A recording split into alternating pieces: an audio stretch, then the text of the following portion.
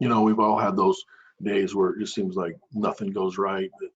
That every obstacle that can be placed in front of us is there, and really has a huge impact on us. And one thing that I've come to realize that is that while these situations can be challenging, we actually do have a lot of influence or impact that we can uh, place on the situation that helps us produce what we want to produce. So today I want to talk to you a little bit about kind of attitude and the importance of your attitude in your success. So the first thing you got to understand is when you're talking about attitude, there's kind of two kind of mindsets. And one is what's called a fixed mindset, meaning that you just kind of believe that you can't grow, that things are just how they are, and that it's really without your control. And if this is kind of your mindset, then that's the first thing you need to work on. And it really, if you think back to your life, there's many situations, I'm sure, if you really think about it, where your mindset wasn't fixed. And that brings me to the other kind of mindset, which is called growth mindset, which really means that you believe you have the ability to assess and look at things and grow and adapt. And it's important, first of all, when you're talking about success in life, that you have to have a growth mindset, and that your growth mindset allows you to approach challenges with kind of the belief that you can learn and adapt and overcome whatever these challenges are. So today I'm going to talk to you a little bit about your attitude. And one of the things that kind of drives your attitude is kind of this mental chatter or this story that you're telling inside your mind all the time. We're always having conversations with ourselves. These are those internal thoughts, and these internal thoughts have a big impact on how your attitude is. And what happens is, as you're running these internal dialogue or these conversations in your head, it kind of creates a feeling, which we call attitude, to situations or to people. And these feelings also will impact or produce certain actions or results. And so your attitude has a big impact on that. The important thing to understand is that really your attitude controls your life. The good thing is that you can control your attitude. So you can have a positive, joyful attitude. You'll tend to have a positive, joyful results. But if you have a bad attitude, negative attitude, you seem to already fail before you even start. So first I want to talk about negative attitudes, because negative attitudes are prevalent. We all have them, myself included. And again, this is this dialogue that's in our brain that we're kind of telling ourselves, we're presented with a challenge, and we're telling ourselves already kind of the reasons we're not going to be successful and things like that. Well, the important thing to understand that a lot of this comes from kind of your kind of subconscious mind. And a lot of times you don't even have an idea that you're even kind of having this internal dialogue. So one of the things you need to do right out of the chute is to create an awareness of this dialogue. So you have to kind of what we call emotional IQ. Because the problem is if this is kind of happening in your subconscious mind, you don't even realize that. And until you realize that, you really can't control it or have an impact of it. So the first thing you need to do is really pay attention to kind of what are the thoughts you're having in your mind. And what you want to do is you want to shift from these negative kind of attitudes to positive attitudes. Now, the first thing to understand that this is not something that's easy to do. It does take work, because you really have to kind of change your subconscious thinking. And that doesn't mean you can just say, well, let's just stop being negative. You really have to replace negative thoughts with positive thoughts. And that can be real challenging, especially when you're faced in circumstances that you're interpreting as a negative experience. How can you find something positive in it? So that's the first challenge, is to understand that there's going to be work involved, but the reality is you can do this.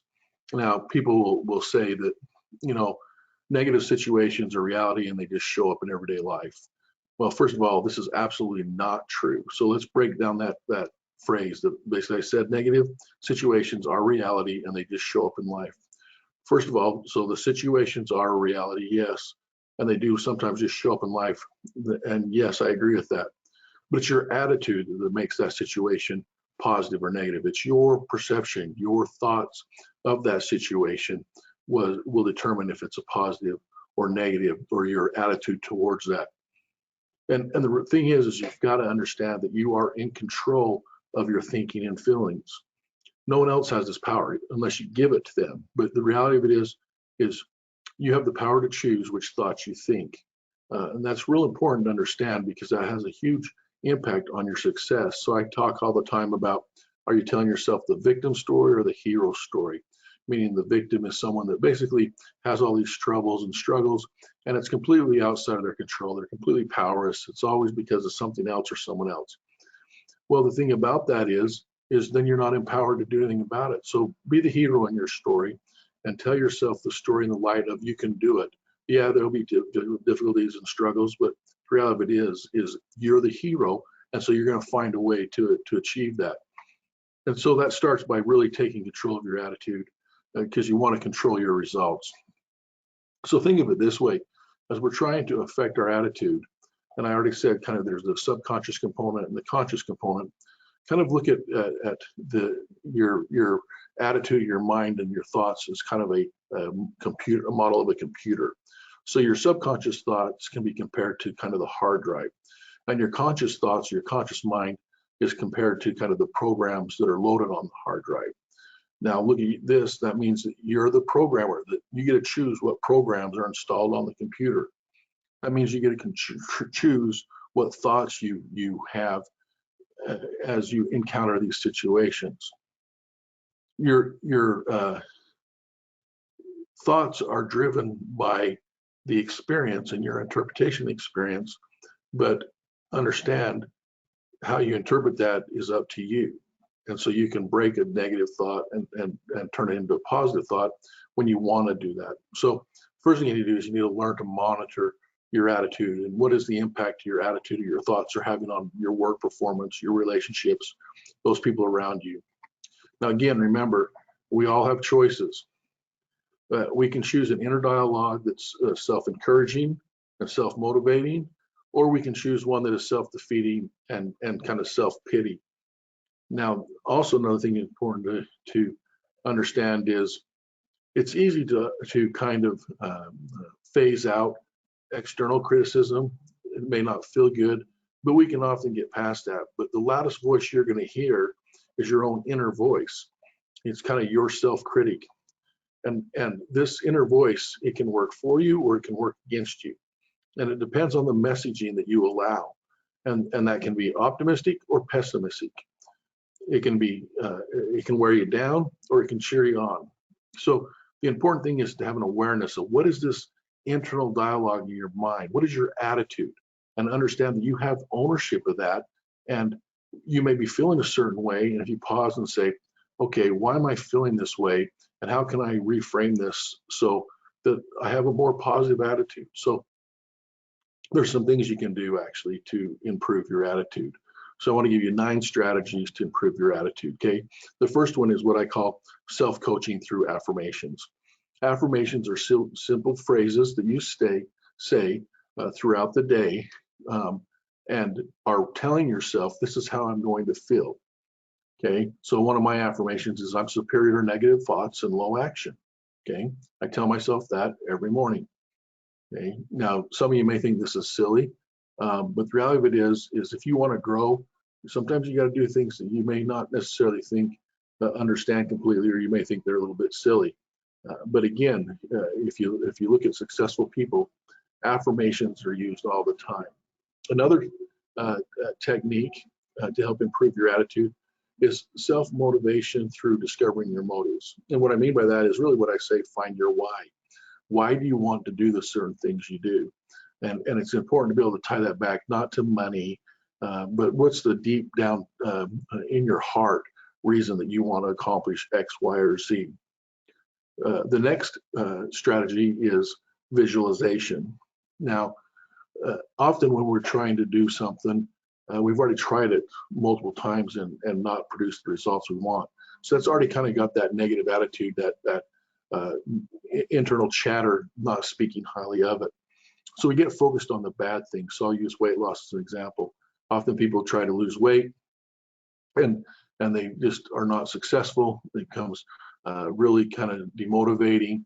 And then they see themselves in the mirror, they see themselves as fat or ugly, incapable, and they start telling all this negative thoughts in their head. And the thing is what you think about is what you get. And so if you're telling yourself these things, you got to change that, okay? And you got to change that to what visualization means is what does the future look like for you? If you have a good plan and you're executing that plan, what does the future you look like? So you're visualizing yourself as someone healthy and strong, attractive, whatever those positive attributes you're striving for. But again, visualization is something used by most successful people, whether it's business or athletes. They're often visualizing what that future looks for them. The next is really, I already talked a little about this, is you got to talk to yourself positively. You got to have an internal dialogue that's positive, and identify when you're having that negative dialogue and immediately stop it and remove it and train it into a positive dialogue. And while we're doing this, you need to understand what's called the power of words, or watch our words. So just like when you say something to someone else and you may hurt their feelings and you realize after you said it, I wish I could take those words back. That happens to us internally too. So you got to watch your words. What are you telling yourself internally? Because it can be just as difficult or just as hard on you as if you offended someone else. And so really you got to watch your words. Another strategy is positive greetings. How often do you run into someone and say, hey, how are you doing? They're like, I'm fine, or good. And there's just real no emotion, no positive aspect. So I encourage people to, when someone asks you, how are you doing? Say, hey, I'm awesome, I'm great, it's fantastic. And have some energy in your response, and be positive. That creates kind of an environment that just helps foster kind of a positive attitude. That goes along with be enthusiastic. You got to understand your why, and then you got to be enthusiastic about it, so that when you're encountering these difficulties, change that difficult storyline into a positive storyline, find the good, and then be enthusiastic about it. Another strategy is lighten up. It's real simple. Find some humor in life. It's well known that humor helps you in multiple ways in your health and the benefits of that, but it also helps you emotionally. So remember, is this something I really need to, stew about or get this upset about?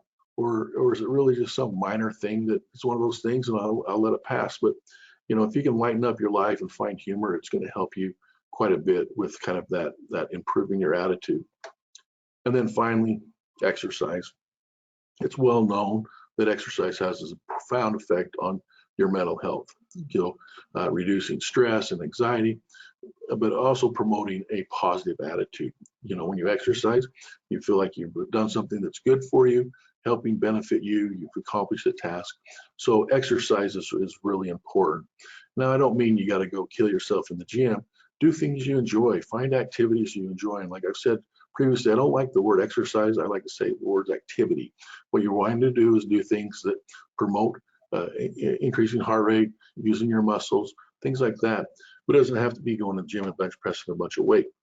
It can be other things that you can do, playing a sport, things like that. Find things you enjoy, but exercise is really going to have a positive impact on your overall attitude. So it's important to understand that, we're talking about your attitude. Your attitude has a big impact on your success in life. And really, if you can take control of your attitude, you're really going to take control of your results. So remember, focus on your attitude, stomp out the negative thoughts, bring up the positive ones, and remember, you've got this.